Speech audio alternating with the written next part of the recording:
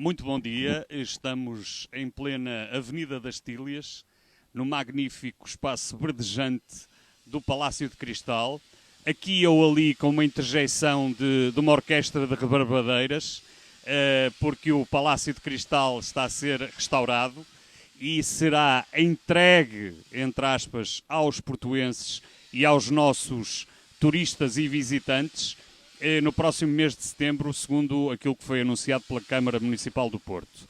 Estamos com uma figura, eu diria, enfaticamente, de veras ilustre do nosso hóquei patins, Cristiano Pereira, que foi, passo a citar, e é extensa a lista, aviso desde já, enquanto jogador vencedor de 2 campeonatos do mundo, em 74 e 1982, foi vencedor de 4 campeonatos europeus, mais 2 enquanto júnior, foi internacional há 151 vezes e marcou 189 golos pela seleção nacional. São números impressionantes. Enquanto treinador, venceu também um Mundial, venceu 3 campeonatos europeus, dois com o estatuto de séniores e um enquanto juvenil. 2 ligas europeias, uma no Futebol Clube do Porto e outra no Hóquei de Barcelos. Uma taça das nações, uma taça intercontinental de clubes, 4 campeonatos nacionais, 5 taças de Portugal e 4 supertaças António Livramento. Esta é a importância de se chamar Cristiano Pereira. Muito bom dia, Cristiano. Após a magnífica prestação de Portugal em Barcelona, com a conquista do 16º título para as cores verdes e vermelhas, o que é que lhe apraz dizer? Como viu esta 16ª conquista que já nos surgia desde 2003? Bom dia, em primeiro lugar, e o meu reconhecimento pelo convite de 2 amigos, o Bernardo e o João, e portanto é com muito gosto que vamos passar aqui um bocadinho desta manhã, um bocadinho sombria, o sol ainda não apareceu, mas é uma boa oportunidade para se conversar aqui nos jardins do Palácio sobre hóquei em patins. Este campeonato do mundo, não há dúvida nenhuma, foi um sucesso. Portanto, a vitória de Portugal foi excelente. Como sabemos, desde 2003 Portugal não vencia o campeonato do mundo. Na altura, em Oliveira das Meias, o líder da seleção era o Vítor Hugo. Portanto, foi um hiato de tempo muito significativo e que realmente todos os adeptos, os praticantes, enfim, todo o mundo do hóquei patins português ansiava por este momento. Portanto, foi meritório, estão de parabéns toda a estrutura da equipa, nomeadamente os seus técnicos e principalmente os seus jogadores, que realmente ao longo do campeonato fizeram jus à conquista do título. Ainda particularmente tendo em questão este jogo contra a Argentina, os argentinos parecem ter entrado um bocadinho mais acutilantes. Mas é verdade que Portugal fez também um jogo inteligente, de alguma contenção, de atacar com alguma segurança. Como é que viu o jogo em termos táticos? João, se me permite, eu historiava um bocadinho o que foi a presença e o comportamento da Seleção Nacional durante o campeonato, porque estas coisas não se ganham só no último jogo, não é? Exatamente. Ou não se perdem Exatamente. também no último jogo, numa Exatamente. decisiva final. Portanto, o trajeto da equipa, depois de uma fase de grupos em que houve só um opositor, enfim, denominado a Argentina, em que houve um empate e houve uma igualdade, mesmo dentro do campo, portanto as equipas equivaleram-se. Houve um jogo fundamental, na minha opinião, que é o jogo com a Itália nos quartos de final. É um jogo que, em circunstâncias normais, não teria acontecido naquela fase.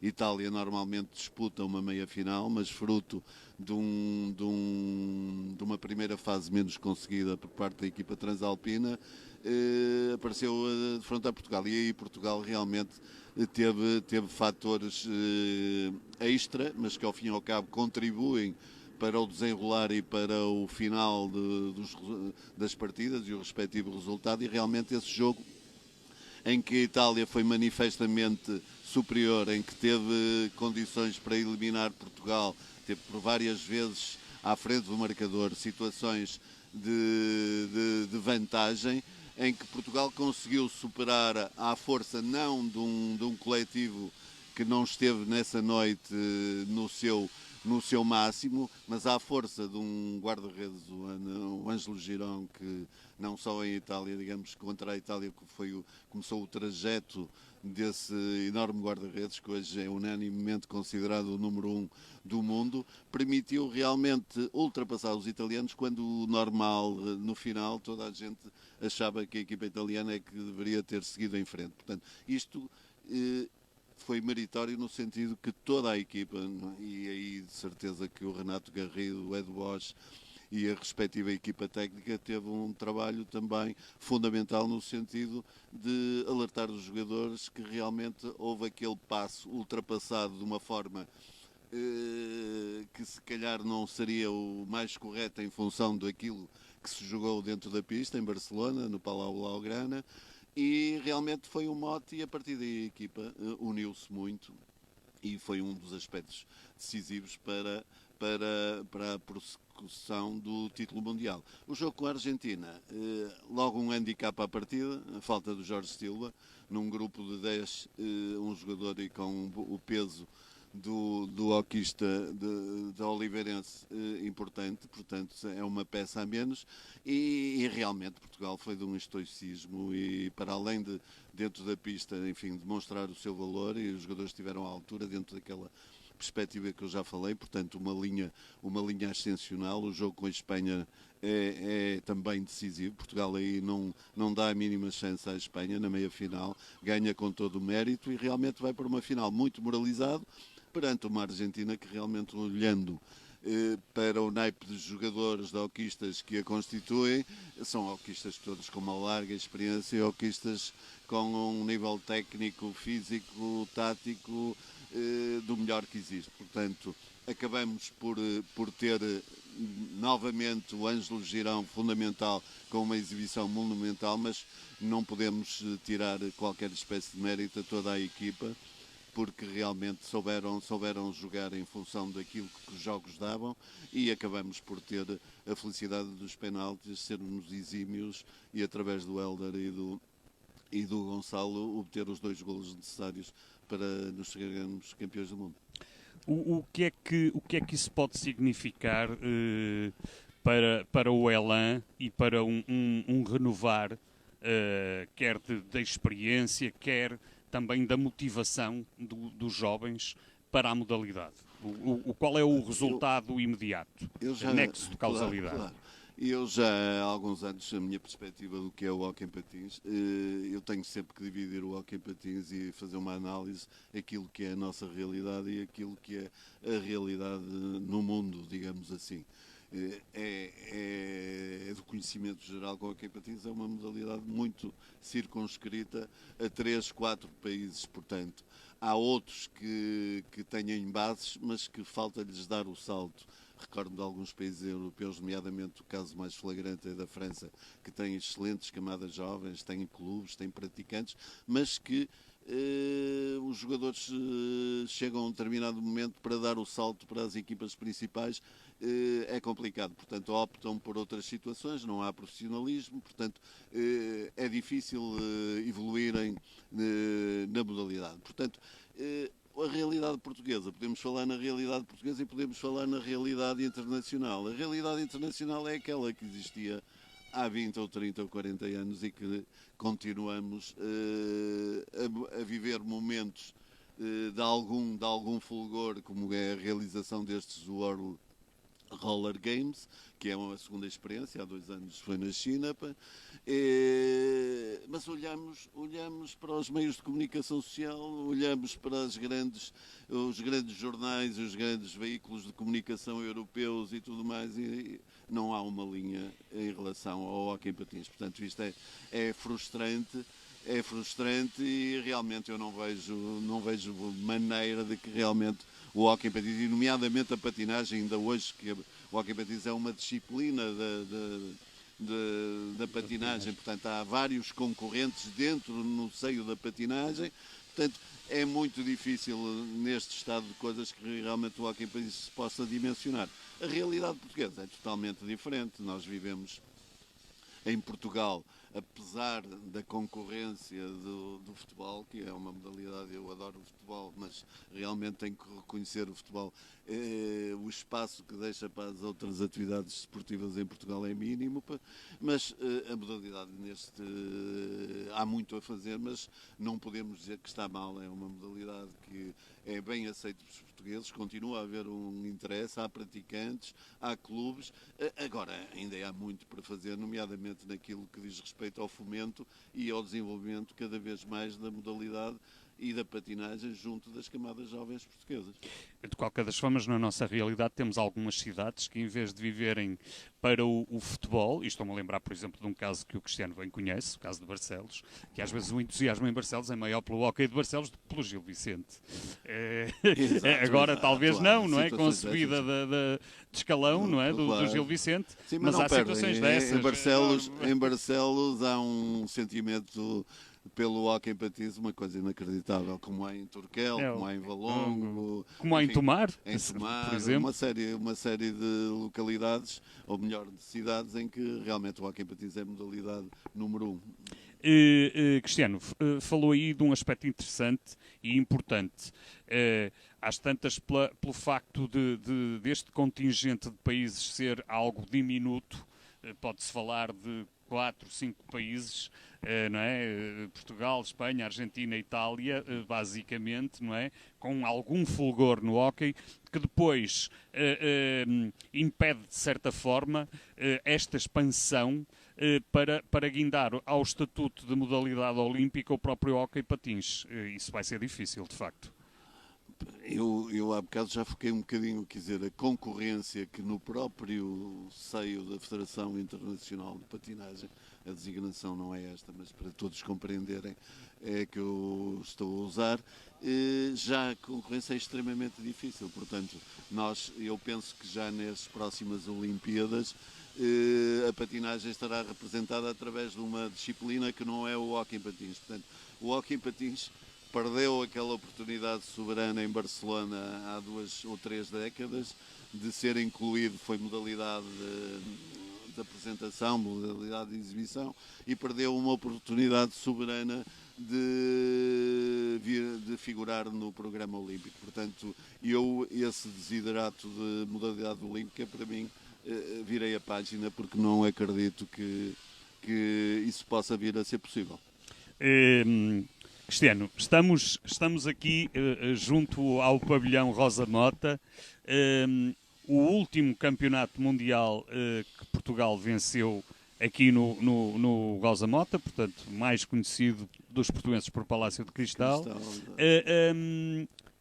Nessa altura, em 91, o Cristiano era selecionador nacional. É isso? Como é que foi vivido esse Mundial, a conquista desse Mundial? Recorda-se? Esse Mundial é evidente que foi muito dos hoquistas, não só eu como selecionador nacional, foi a minha primeira experiência em 91, tinha 40 anos, portanto era muito jovem ainda, tinha meia dúzia de anos na função de técnico.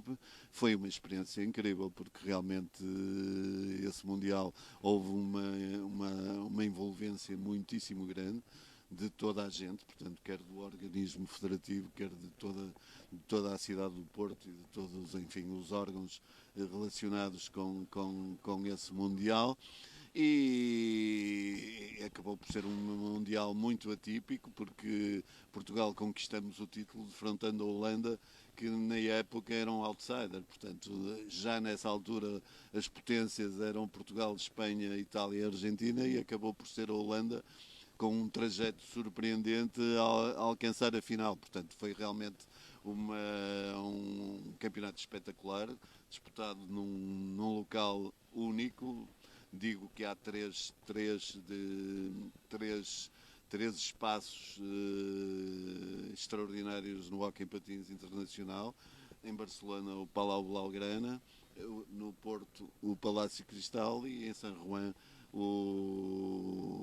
a Torre Camponi, creio que, não tenho a certeza se a designação agora é essa, que é, como todos sabemos, San Juan é uma capital do hóquei patins mundial. Portanto, Aldo Cantoni, creio eu, retifico, tenho a impressão que esta é que é a designação correta que me escapava agora. Portanto, foi realmente um momento único, e que eu recordo, ainda para mais hoje vimos aqui, não deixo de associar sempre esses momentos. Porque, para além disso, houve uma envolvência muito grande, houve um período de preparação bastante grande, tudo muito cuidado, uma envolvência muito grande. Recordo-me situações inacreditáveis, uma delas, e até para colocar aqui um bocadinho cortar um bocadinho esta questão mais formal, digamos assim, recordo-me, nós durante o campeonato estávamos sediados em Espinho, no Sal Verde, e a primeira vez que viemos para o Porto, salvo erro, porque as obras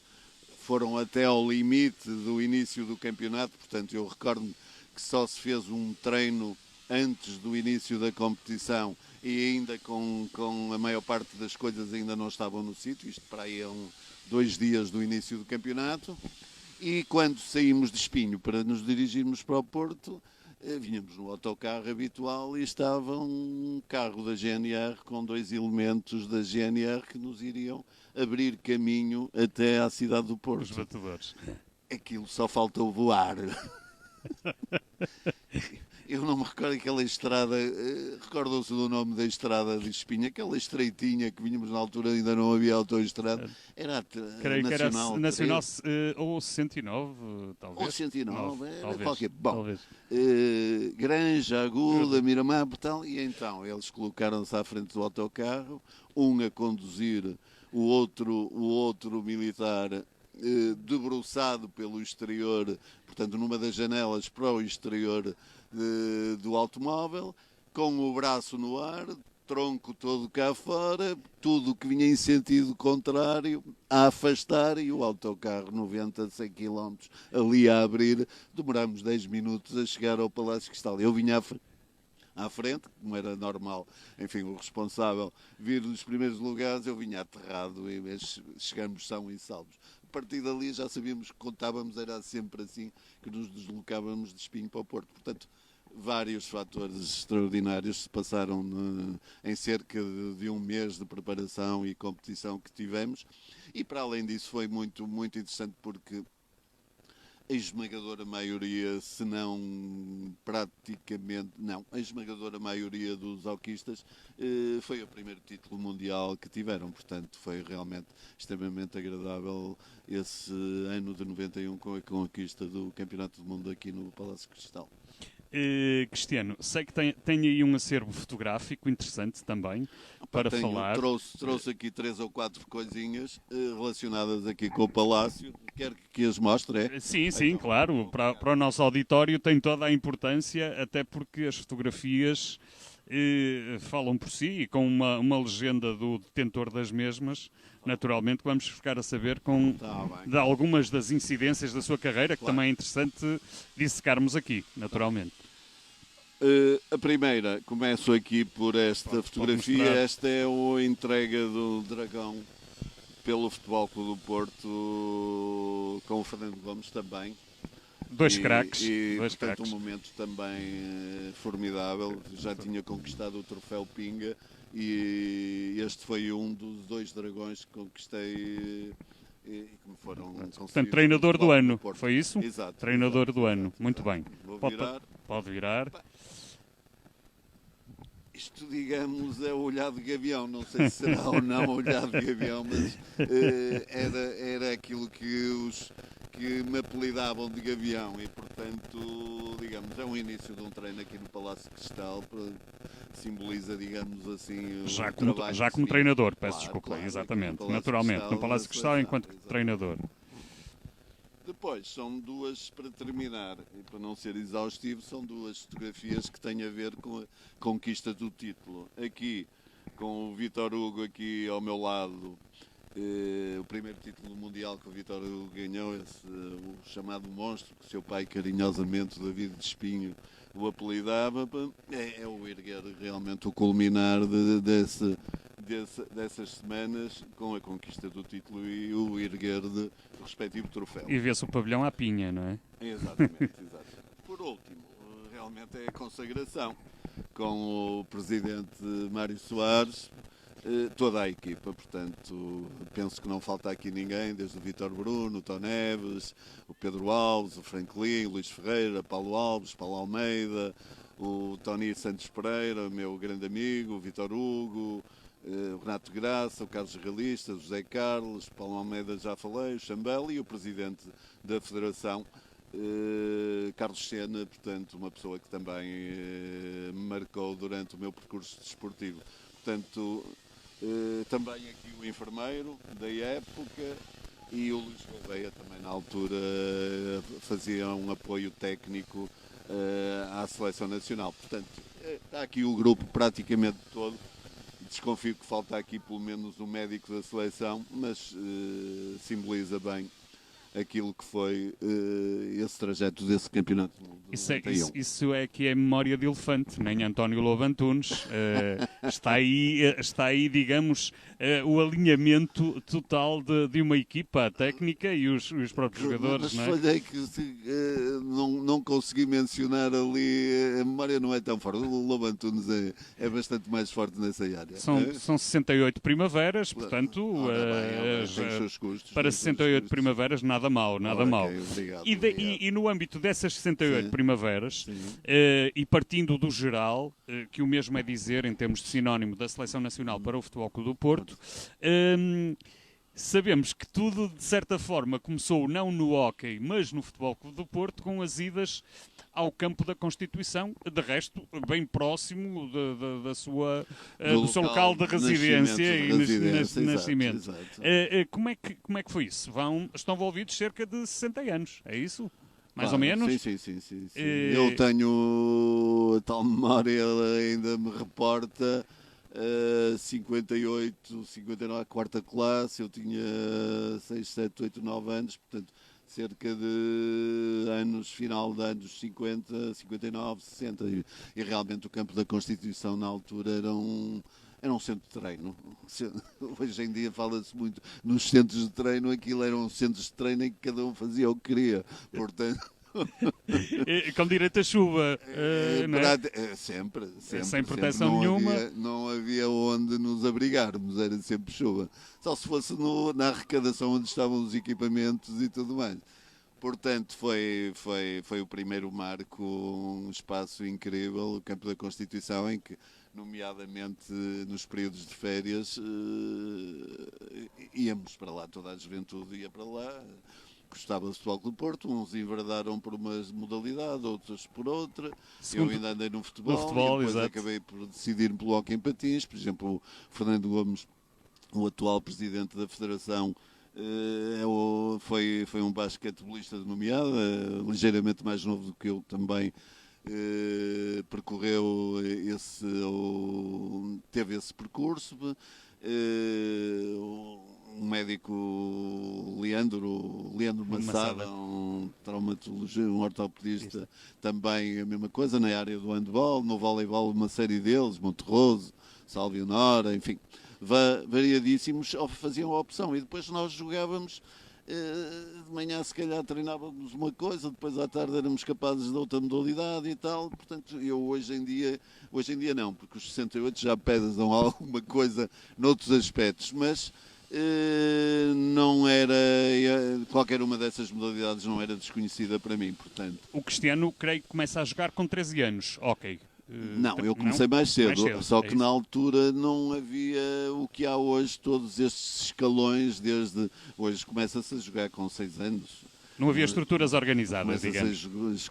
a jogar nos benjamins, depois o pré-escolar, e depois os subtanto e tal. Não, eu comecei a jogar já com 14 anos oficialmente nos juniores. Não havia, portanto, como já disse, outro escalão abaixo dos juniores.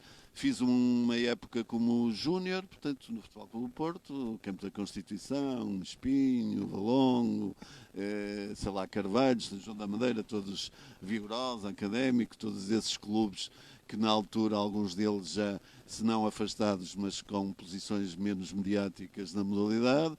E no ano seguinte já concluí essa época, já incluído na equipa principal do Futebol Clube do Porto. Portanto, eu joguei com 15 anos, já jogava na equipa principal do Porto.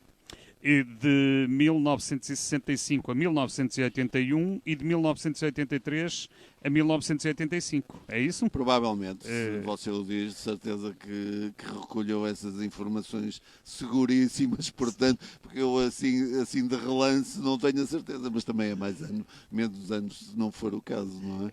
Exatamente.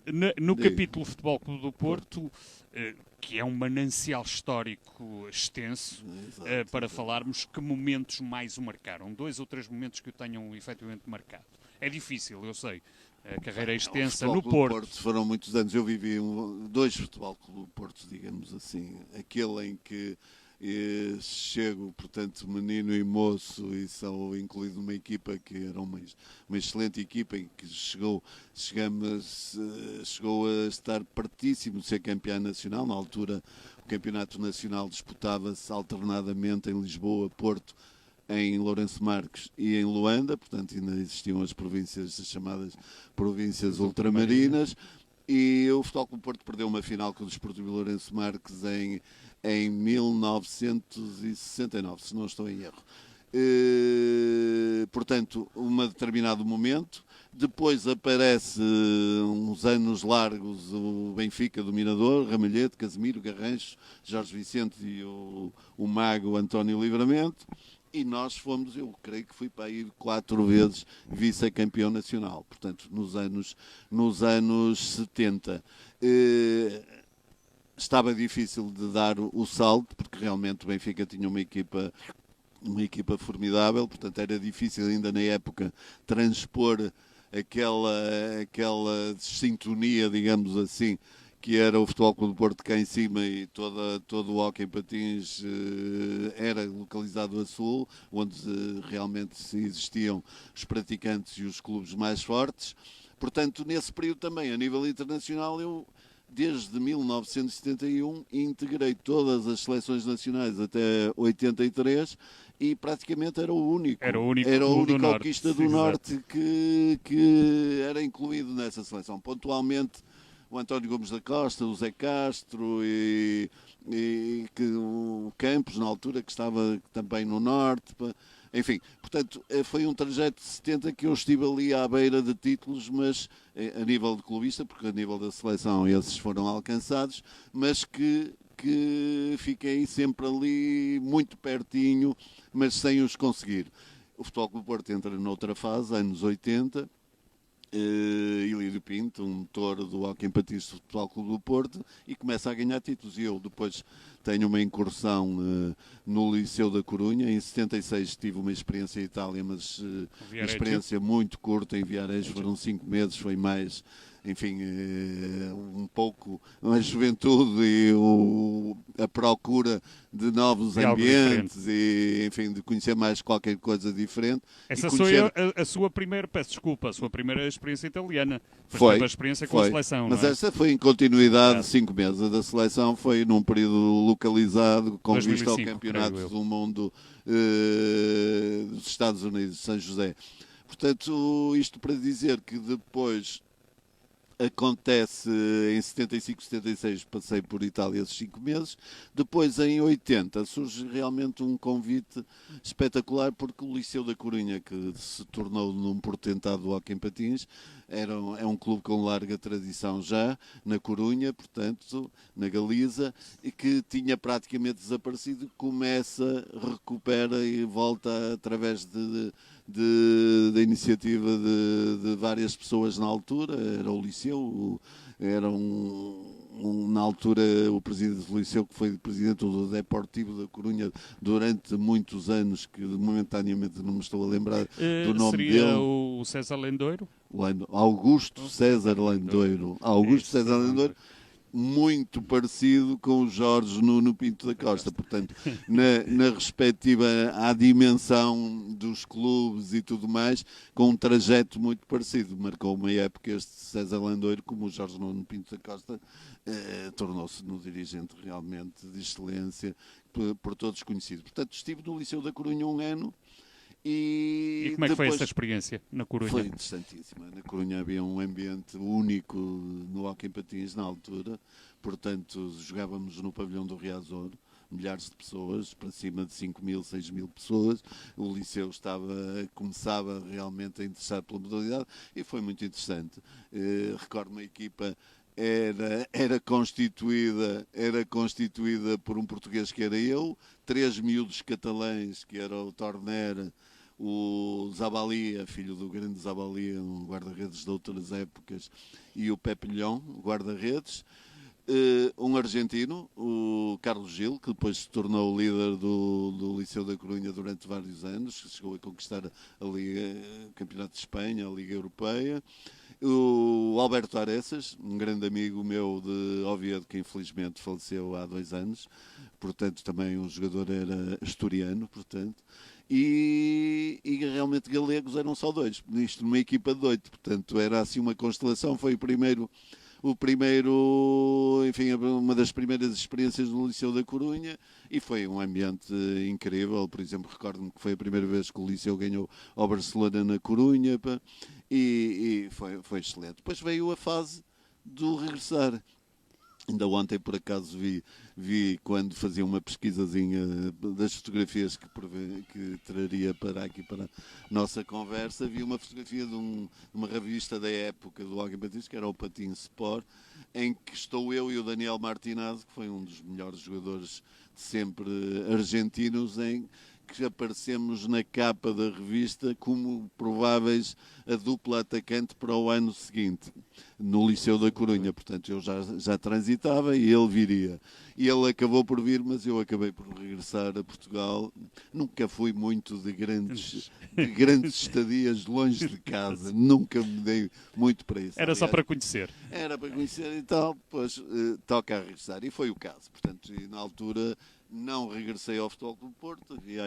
Houve aí umas situações que não proporcionaram esse regresso, e acabei por fazer 2 anos no Benfica. A seguir ao Benfica, o regresso ao Futebol Clube do Porto para terminar a carreira e imediatamente começar a liderar a equipa e ser o responsável técnico em 85, 86. E como é que foi essa passagem pelo clube rival? Foi muito controversa. E eu ainda hoje tenho que dizer às pessoas, porque aquelas que não conhecem o trajeto, eu não fui do Futebol Clube do Porto para o Benfica. Eu fui para o Liceu da Corunha. Não vim para o Futebol Clube do Porto porque houve uma série de entraves e penso eu que eu fui o que menos contribuí para isso, mas são histórias do passado. Portanto, aconteceu, é um trajeto que eu não o considero perfeitamente, e que só posso dizer que no Benfica não fiquei nada arrependido de ir para o Benfica, porque foi uma situação normal de alguém que praticava uma modalidade desportiva e que, em função de uma opção que teve que fazer, optou pelo Benfica. Podia ter optado pelo Infante Sagres ou coisa que o valha. Foi o Benfica, podia ter sido outro qualquer. Portanto, foram 2 anos no Benfica, e curiosamente no Benfica uma equipa formidável. Mas esqueceram-se um bocadinho de acompanhar com um lugar que é fundamental, que é a posição de guarda-redes, e portanto o Benfica ficou também muito perto dos títulos. Recordo-me que um título nacional, dos 2 anos que eu lá estive, um foi ganho pelo Sporting, outro pelo Futebol Clube do Porto, quando aparece quando aparece a equipa do Carlos Realista, aliás, do Realista não, de Vítor Hugo, Vítor Bruno, Alves, enfim, e começa o Hockey do Futebol Clube Porto a aparecer, e o outro ano em compita com o Sporting era o Livramento, o Xena, o João Sobrinho, o João Rendeiro, enfim, uma equipa também muito forte, em que perdemos o campeonato pelo gol average total, portanto, pontuação igual, número de golos marcados e sofridos, a mesma coisa, e depois no cômputo geral dos golos marcados e sofridos perdemos o campeonato. Portanto, a nível de títulos, Benfica, zero. Foi zero. Foi zero. E depois há o regresso ao Porto, e esse Exato. regresso é retumbante com a conquista do Campeonato Europeu, não é? Não, primeiro, como jogador, duas vezes campeões nacionais e várias competições, Taça de Portugal, Supertaça e tal. Depois, realmente, 85-86 é marcante. É o primeiro título europeu do Futebol Clube do Porto. Portanto, mesmo antes do futebol. Portanto, é realmente a equipa. Eu deixo de jogar, o Carlos Realista vem para o Futebol Clube do Porto, o Franklin Paes vem para o Futebol Clube do Porto, o Tó Neves começa a aparecer e há uma base do Domingos Guimarães, do António Alves, do Vítor Bruno e do Vítor Hugo, que é realmente uma base extraordinária que, acolitada por estes que eu já mencionei que regressaram, constituímos uma equipa fora de série. Portanto, uma equipa que ainda hoje não é dado, digamos, o devido realce, fala-se muito e aqui acho que nós próprios temos um bocadinho de culpa disso, porque eu recordo-me do exemplo do Sporting. Realmente o Sporting teve em 77 uma equipa formidável, constituída pelo Ramalhete, pelo Júlio Rendeiro, pelo João Sobrinho, pelo Livramento e pelo Xena, foi campeã europeia, foi o primeiro campeão europeu de clubes, que fazem a miúda a todo momento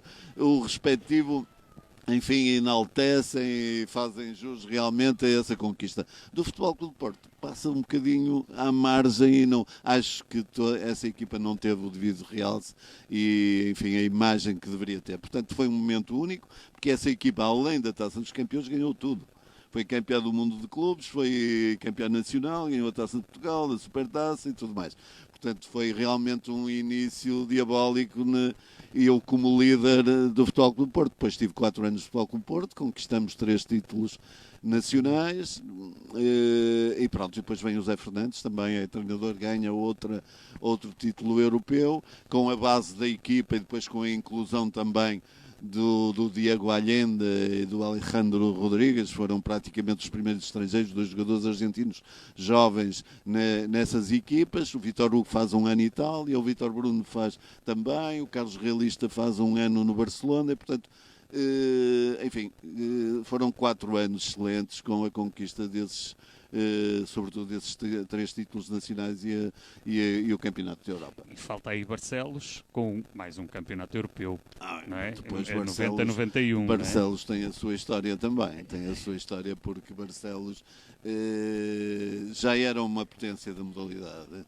Existia na altura o presidente de Barcelos, o Coutinho, o engenheiro Jorge Coutinho, era uma pessoa com uma dinâmica espetacular naquilo que ajudou de que forma a projetar o hóquei em patins em Barcelos. E constituiu o seu voo para Barcelos em 90, 91, 92, salvo erro, e em que começam a aparecer o Paulo Alves, o Pedro Alves, existe já uma base também do Domingos Carvalho, que não mencionei há bocado. O Domingos Carvalho fazia parte também dessa equipa do Futebol Clube do Porto 85-86, agora em Barcelos eram um jogador, daqueles jogadores que os treinadores gostam, pau para toda a colher, ok? E realmente constituiu-se uma equipa muito interessante.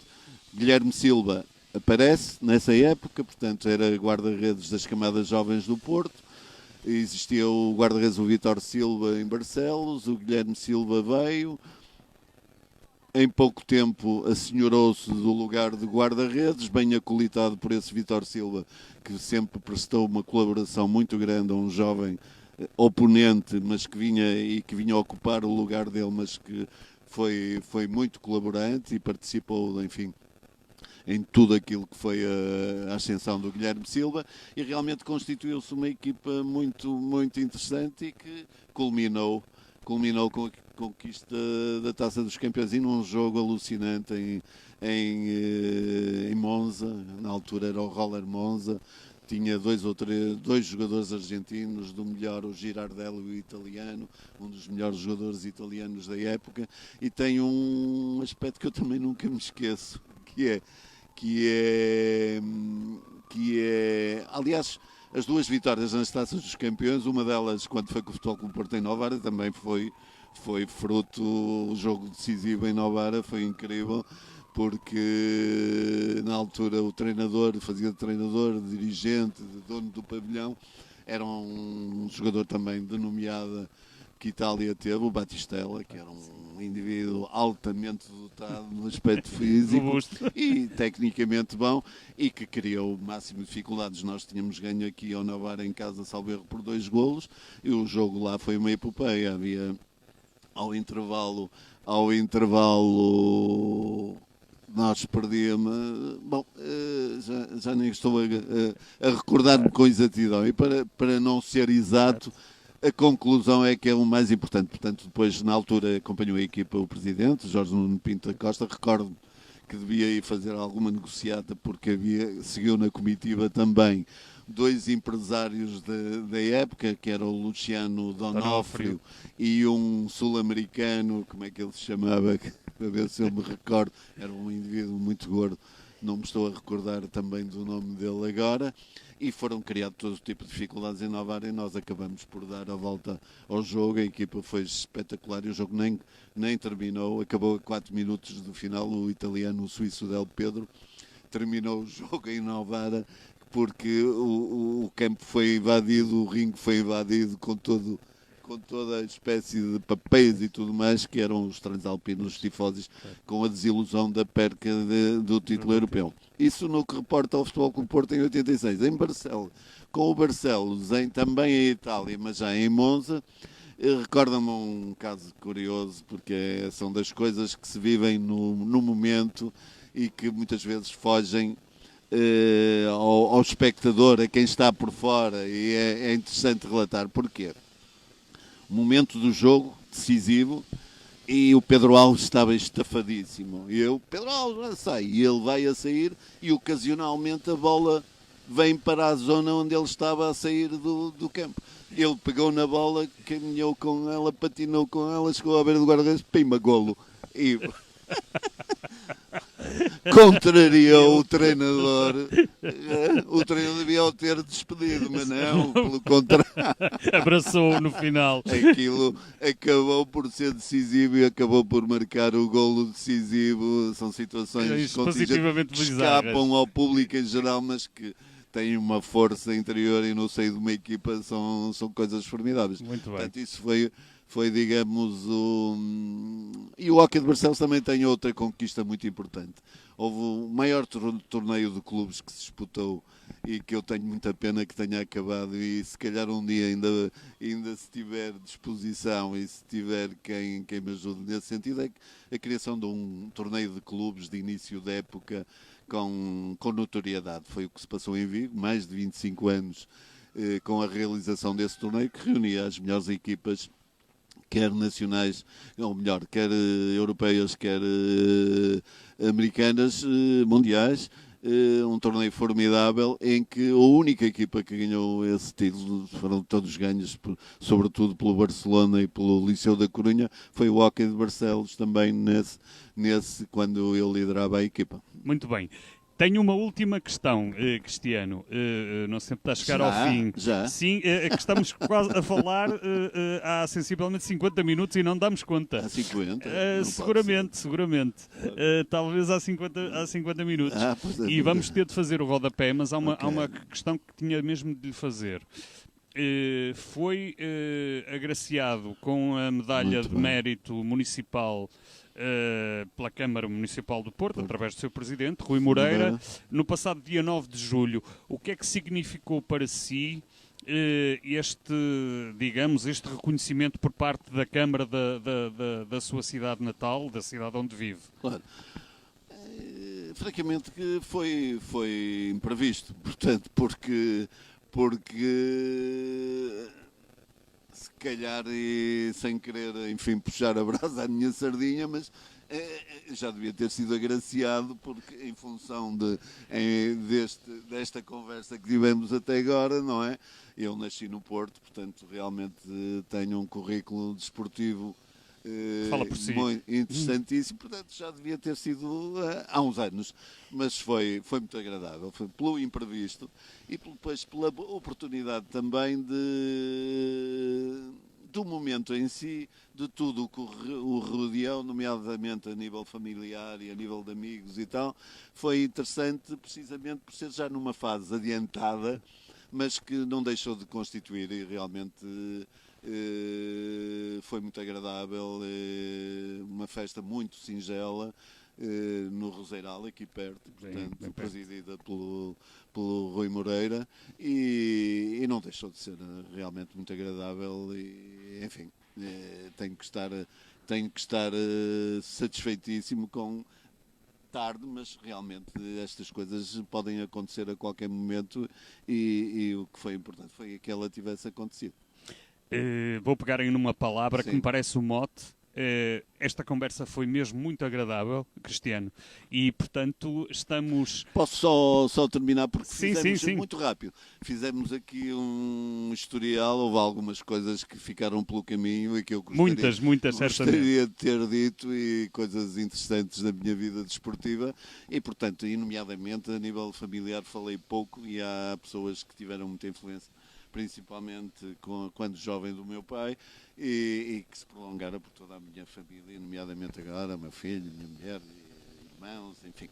Portanto, é esses que eu deixei um bocadinho de lado, sem a intenção, mas eles sabem que constam do meu perfil desportivo. E a vocês, muito obrigado, porque passamos aqui 1h10. Talvez uma hora sensivelmente. E foi muito agradável. E foi muito agradável. Okay. Mas Cristiano Pereira é naturalmente um hipotetivo candidato a estar sentado outra vez, não num banco de jardim, talvez num banco de café, quem sabe, ou num banco de um pavilhão, para nos dar uma outra entrevista daqui a uns tempos. Foi muito agradável, de facto, Cristiano, estar à conversa consigo, aqui na Avenida das Tílias, em pleno Palácio de Cristal, e agora estamos prontos, enquanto Global News, para seguir o andamento destas mesmas obras, cuja finalização e inauguração do novo espaço, do novo recinto, está prevista para, creio eu, 20 de setembro. Até já.